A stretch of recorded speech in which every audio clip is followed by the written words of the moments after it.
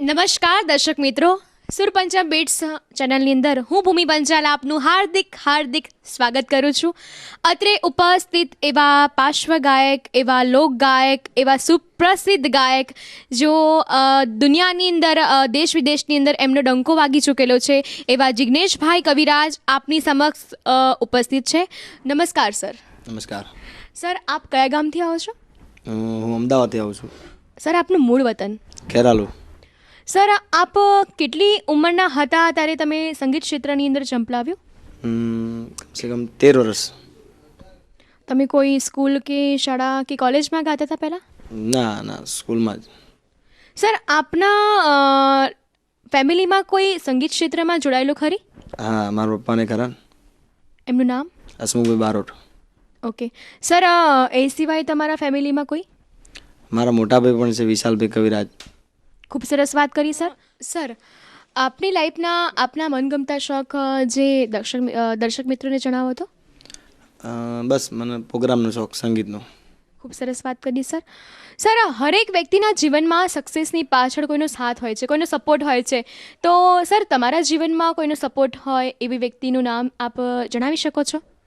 જો મને સપોર્ટ આવ્યો હોય તો પહેલાંથી મારા બાપુજી, મારા પપ્પાએ, બસ, અને મારા મોટા ભાઈ વિશાલભાઈ. ઓકે, ખૂબ સરસ. સર, આપના સંગીત ક્ષેત્રની અંદર આપનો યાદગાર કોઈ પ્રસંગ કે જે તમને ખૂબ જ યાદ આવતો હોય ને એ યાદ કરીને તમને આનંદ અનુભવાતો હોય? એ અમારા દિનેશભાઈ કરીને છે મારા ભૂંભળિયા, એમના ત્યાં પ્રસંગ હતો ને એના અંદર બહુ મજા કરી હતી અમે પ્રસંગના અંદર. સર, આપ સંગીત ક્ષેત્રની અંદર ફર્સ્ટ ટાઈમ ક્યારે ઝંપલાવ્યું? જેમ કે તમને કોઈ પ્રેરણા આપી હોય, તમને કોઈએ મદદરૂપ થયા હોય તમને કોઈ સંગીત ક્ષેત્રની અંદર?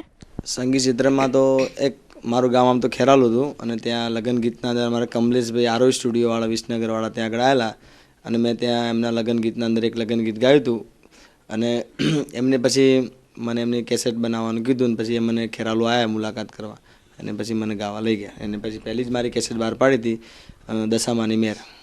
ખૂબ સરસ વાત કરી સર. સર, આપ આપના સંગીત લેવલની અંદર આપના કેટલા આલ્બમો બહાર પડ્યા છે? આપ કેટલા આલ્બમમાં આપણો સૂર આપેલો છે સર, એ બી ઓડિયન્સને જણાવો ને સર. હવે હાલ તો એટલું તો એક્ઝેક્ટ કોઈ દિવસ ગણ્યું નથી પણ મિનિમમ કમસે કમ 150-200 આલ્બમ તો ખરા. 150-200 આલ્બમ. સર, આપનું લાસ્ટ આલ્બમ?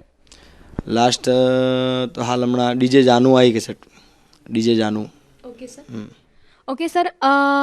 સર, એવો કોઈ પ્રસંગ ખરી કે તમે દુઃખદ અનુભવ્યો હોય કે તમે જ્યારે સ્ટેજ ઉપર ફર્સ્ટ ટાઈમ ચડ્યા હોય અને ઓડિયન્સ દ્વારા કોઈ તમને દુઃખ મળ્યું હોય, એમના નર્વસજનક કોઈ એવી ઘટના તમને યાદ હોય કંઈ?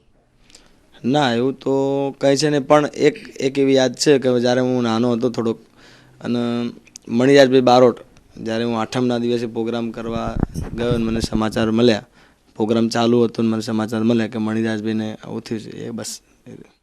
ખૂબ સરસ વાત કરી સર. સર, આપ સંગીત ક્ષેત્ર અલાવા આપ ઓફિશિયલ કોઈ જોબ વગેરે કંઈ કરો છો ખરા? ના, એવું કંઈ નહીં, સંગીતનું પ્રોગ્રામનું જ. સર, આપ સુરપંચમ બિટ્સની અંદર આપ કેટલા સમયથી જોડાયેલા છો? બસ જ્યારથી સુરપંચમ ગ્રુપ ચાલુ થયું ત્યારનો એમના જોડે જ છું. ખૂબ સરસ વાત સર. સર, આપ સુરપંચમને કયા સ્ટેજ ઉપર જોવા માંગો છો? હવે તો જ્યાં સુધી આગળ જાય ત્યાં સુધી તો માતાજીના હાથમાં છે, પણ એમના જોડે જ છું હું તો. Okay sir. સર, આવનારા 5 યર્સની અંદર આપને કયા સ્ટેજ ઉપર જોવા માંગો છો? હવે તો માતાજીની મહેરબાની કંઈ, બરાબર, એની દયા હોય તો ઝીરોમાંથી હીરો થવાય, એની દયા હોય એવી હોય તો હીરોમાંથી ઝીરો થવાય, પણ એના હાથમાં છે તો આપણા હાથમાં નથી. એ માતાજીની તો પ્રાર્થના અને માતાજીના ઉપકારની એ તો આખી વાત અલગ છે. પણ સર, આપને કયા સ્ટેજ ઉપર આપ જોવા માંગો છો? મતલબ આપ અત્યારે હાલ જે લેવલ ઉપર છો એનાથી આગળ, મતલબ તમે હોલિવૂડ બોલિવૂડમાં ક્યાંય જવા માંગો છો એ પ્રકારનું કોઈ એની વાત છે? પહેલાં એક મારી પિક્ચર આવી હતી સાજણ તમારા, એના પછી મન મોર બની થનગાટ કરે પિક્ચર આવી હતી, પણ હમણાં એક અમારે દીપકભાઈ રાઘવ મારી ફિલ્મ બનાવી રહ્યા છે અને ફિલ્મ સુપર જાય, બસ એ જ. ખૂબ સરસ વાત કરી સર. સર, આપનું મનગમતું ગીત અહીંયા ઓડિયન્સ દ્વારા રજૂ કરો એવી અમારી આશા છે. મારા ખાસ મિત્ર મનુભાઈ રબારી વાયર્ડવાળા, એમને મારું ગીત લખેલું છે અને એમને પણ બહુ ગમે છે, મને પણ બહુ ગમે છે આ ગીત. કે સાજણ લાખોમાં એક દોતે હો નાની રેખ તારી રેખ મારા પ્રેમનું નિશાન છે મને મારી જાનોડીની યાદ બહુ આવે છે.